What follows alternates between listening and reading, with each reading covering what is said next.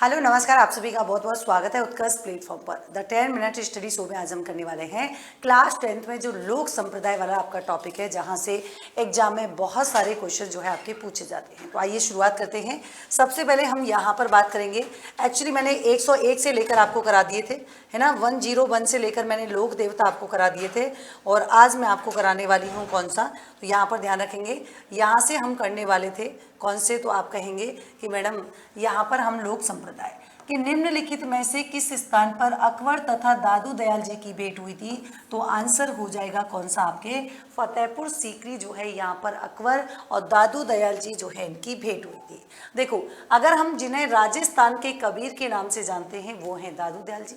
आखिर इनका जन्म की बात करें तो जन्म हुआ था अहमदाबाद गुजरात में, और कब हुआ है तो ध्यान रखेंगे ये फागुन शुक्ल अष्टमी को जो है किया गया है।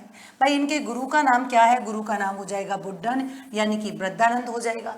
और 1568 ईस्वी की बात करेंगे तो ये सांवर आके रहते हैं और दुनिया का कार्य इन्होंने यहाँ पर किया। फिर ध्यान रखेंगे 75 में 25 शिष्यों के साथ, 75 का मतलब 1575 में 25 शिष्यों के साथ आमेर चले जाते हैं। और 1585 ईस्वी की बात करेंगे तो मुगल बादशाह अकबर से भेंट करने के लिए इन्होंने जो है फतेहपुर सीकरी की यात्रा यहाँ पर करी थी। आगे देखेंगे, निम्नलिखित में से कौन से संत दादू दयाल जी के शिष्य नहीं थे, सुंदरदास, दरियाव जी, रज्जब जी या माधो जी, तो ध्यान रखेंगे दरियाव जी जो है वो दादू दयाल जी के सदस्य नहीं हुआ करते थे। भाई गरीबदास जी हुए, मिस्किन दास जी हुए, सुंदरदास जी हुए, रज्जब जी, माधो दास जी, बकनाथ जी, ये क्या थे, दादू जी के प्रसिद्ध यहाँ पर शिष्य हुआ करते थे। और दादू जी फुलेरा के समीप आपने एक जगह सुनी होगी, कौन सी, नारायणा। ये नारायणा गांव में आकर रहते हैं, और बात है 1603 ईस्वी की। तो ये ज्येष्ठ कृष्ण अष्टमी को इन्होंने जो है अपना देह यहाँ पर त्याग दिया था। और दादू जी का जो शरीर है वो भैराड़ा की पहाड़ी यानी कि जयपुर के नीचे दादू खोल नामक स्थान पर रखा गया था। ये आप यहाँ पर ध्यान रख सकते हैं। साथ ही देखो, दादू जी ने जो है अपने उपदेश क्या किए थे, सरल भाषा सदुकड़ी में दिए थे। इनके ग्रंथ का नाम पूछेंगे तो दादू जी की बाड़ी और दादू रादुआ हो जाएगा। और दादू जी ने भाई जैसे अब जाति प्रथा हो गई, कर्म कांड हो गए, मूर्ति प्रथा, रूढ़िवादिता, इन सब का जो है क्या किया था, इन्होंने विरोध किया था। आगे देखेंगे कि निम्नलिखित में से किसे राजस्थान की राधा कहा जाता है, आंसर हो जाएगा किसे, मीराबाई को जो है कहते हैं राजस्थान की राधा। अब देखिए, जन्म इनका हुआ था मेड़ता के जो राठौड़ राव हैं दूधा के पुत्र रतन सिंह के घर में, और कुड़की ग्राम में जो है इनका जन्म हुआ था। और इनका मीरा का लालन पालन जो है वो मेड़ता में हुआ था।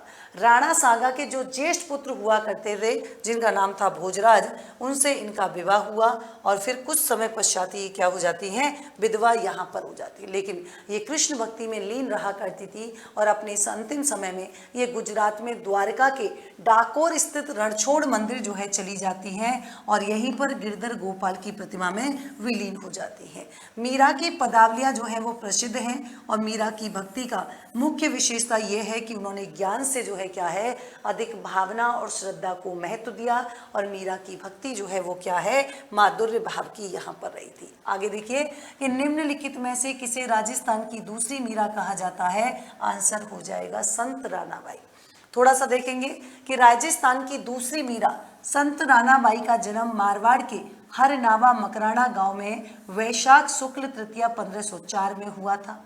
इनके माता पिता गंगाबाई रामगोपाल थे, गुरु का नाम चतुर्दास जी था, और 66 वर्ष की आयु में हरनावा गांव में फागुन शुक्ल त्रयोदशी को जो है जीवित समाधि इनके द्वारा ली गई। और ध्यान रखेंगे भाद्रपद शुक्ल त्रयोदशी को जो है क्या है, इनका मेला भी आयोजन किया जाता है। आगे देखेंगे कि भाई निष्कलंक संप्रदाय की स्थापना किसने की थी, आंसर हो जाएगा संत मावजी के द्वारा यहाँ पर की गई थी। थोड़ा देखेंगे कि भाई इनका जन्म कहाँ हुआ था, संत मावजी का सावला डूंगरपुर में। माघ शुक्ल एकादशी संवत 1784 को इनको ज्ञान की प्राप्ति हुई, और माहियो जो सोम नदी है इनके संगम पर जो वैडेश्वर है उसकी धाम की यहाँ पर स्थापना आपकी की गई थी। और प्रतिवर्ष माघ शुक्ल पूर्णिमा को मेला लगता है।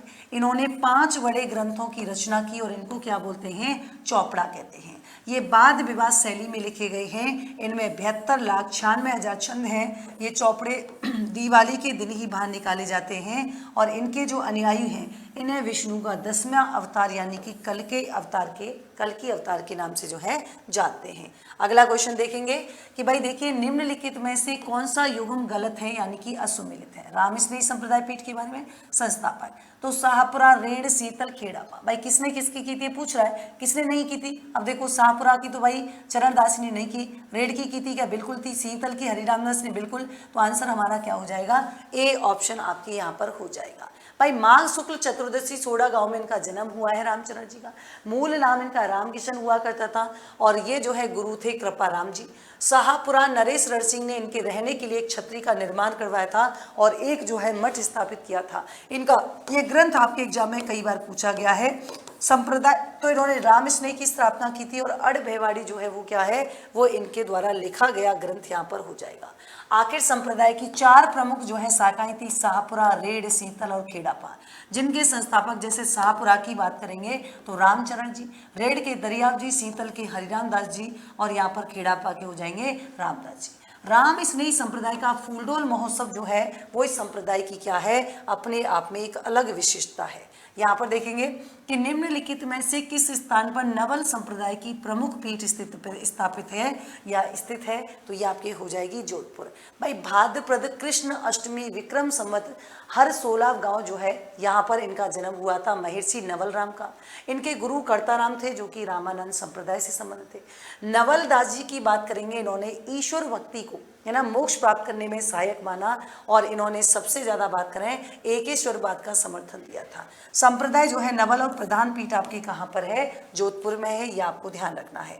अगला देखिए, अगला क्या होगा कि सर्वंगी संप्रदाय का प्रमुख केंद्र, तो भाई सर्वंगी से सर्वंगी और से सांगलिया यहाँ पर इसका जो है क्या है प्रमुख रहने वाला है।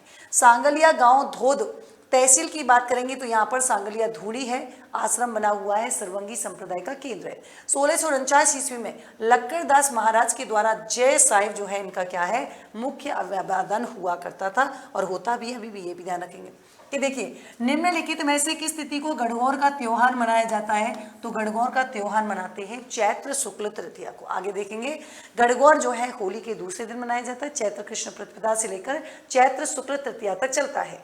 और इस अवसर पर जो कुंवारी कन्याएं हैं वो विवाहिता महिलाओं के द्वारा होली की जो राख होती है उसके छोटे छोटे पिंड बना के जो है जौ के अंकुरों के साथ इनका पूजन करते हैं। और गणगौर में गढ़ शिव का प्रतीक है और गौर जो है किसका है, पार्वती का प्रतीक यहाँ पर हो जाएगा। शिव पार्वती के रूप में ईसर जी और गणगौर की जो है प्रतिमाओं का पूजन किया जाता है। और कर्नल जेम्स टॉड ने खुद उदयपुर की गणगौर की जो है क्या है सवारी का जो है क्या किया है रोचक वर्णन किया है, ये आप यहाँ पर ध्यान रखेंगे। अगला देखेंगे, अगला कौन सा है कि निम्नलिखित में से कजली तीज। भाई कजली तीज का नाम आए तो आंसर तुरंत जो है आपको दिमाग में आ जाना चाहिए बूंदी। कि तीजा त्योहार बावड़ी ले डूबी गणगौर, इसका मतलब है कि त्योहारों के जो चक्र की शुरुआत है वो श्रावण माह के तीज से होती है और अंत इनका गणगौर को होता है। और श्रावण शुक्ल तृतीया को जो है नवविवाहिता जो बालिकाएं हैं इस त्योहार को मनाती हैं। और अब ये तो कैसे पूछा जाएगा कि विवाह के पश्चात पहली बार पियर में मनाने की परंपरा, बस ध्यान रखेंगे। राजस्थान में जयपुर की तीज की सवारी जो है वो क्या है विश्व प्रसिद्ध है। और देखेंगे कि बूंदी में भाद्रपद कृष्ण तृतीया को मनाया जाता है और कजली तीज जिसे बड़ी तीज या सातुरी तीज भी कहते हैं इसकी सवारी विश्व प्रसिद्ध है। थोड़ी सी जानकारी मैं आपको दे दूं कि देखिए जो डेली मंडे टू सैटरडे जो क्लास होती है करंट अफेयर्स की और इसका जो है संडे को टेस्ट होता है हमारे उत्कर्ष ऐप में, वो भी एकदम बिल्कुल फ्री है। उसके लिए आपको कुछ नहीं करना है, इस QR कोड को स्कैन करना है और आपको एकदम फ्री टेस्ट मिलेगा जो आप हर संडे को अटेम्प्ट कर पाओगे। और ध्यान रखेंगे और इसी के साथ ही द 10 मिनट स्टडी शो के जो एकदम क्वेश्चन प्रैक्टिस करना चाहते हो बिल्कुल एकदम फ्री में, तो भी आप जो है उत्कर्ष ऐप में जाकर क्या है कनेक्ट हो सकते हो। साथ ही sub inspector batch, RS foundation batch combo में आप परचेज कर सकते हो और ये आपके जो है ऑफर में काफ़ी कहते हैं नामात्र की फीस ये एक तरीके से तो। और RS प्रीलिम्स की बात करेंगे 21 अगस्त 2025 से शुरू हो चुका है। 2 दिन की क्लासेज जो है आपकी बिल्कुल एकदम फ्री है, जाके RS उत्कर्ष यूट्यूब चैनल पर देख सकते हैं और किसी भी जानकारी के लिए स्क्रीन पर दिए गए नंबर पर कॉन्टैक्ट कर सकते हैं। RS foundation live from classroom Jodhpur Jaipur दोनों शहरों में अवेलेबल है।